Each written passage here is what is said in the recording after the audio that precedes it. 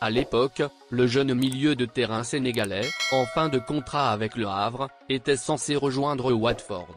Les 3 parties engagées dans cette affaire ont donc été entendues hier et aujourd'hui par l'État.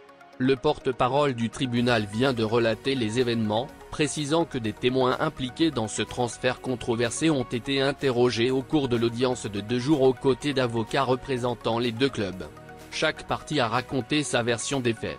Après avoir recueilli tous les témoignages et les documents présentés par chaque camp, il va falloir attendre avant de connaître le verdict final du TA, dont la date n'a pas été définie. À la fin de l'audience, le comité de la FIFA délibérera et rendra sa décision dans le litige entre Marseille et Watford. Il n'est pas possible d'indiquer quand la décision sera rendue, a déclaré le porte-parole de la FIFA dans des propos relayés par The Athletic. L'OM devra donc patienter avant d'être fixé définitivement dans ce dossier. Les Marseillais espèrent éviter toute sanction dans ce litige dans l'espoir de pouvoir recruter lors du prochain mercato estival. Des mesures fortes sont attendues.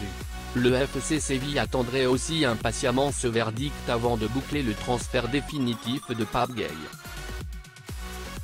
Ce samedi vers les coups de 17h au stade international du Caire, l'équipe nationale du Sénégal, tombeuse de la Tunisie en demi-finale, défiera son homologue de la Gambie pour le trophée final.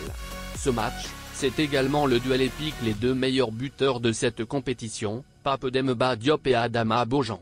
Le milieu de terrain de Zulte, l'un des joueurs les plus attendus de cette affiche, qui compte 5 buts dans cette compétition, dont un triplé contre l'Égypte, a égalé le Ghanéen Ransford Oseille, qui était jusqu'ici l'unique joueur ayant totalisé 5 pions en phase finale de la Coupe d'Afrique des moins de 20 ans.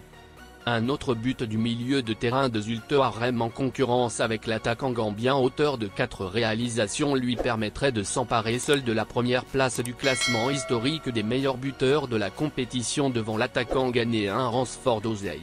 Il faudra également surveiller le numéro 20 de la Gambie, qui est 2 buts de ce record.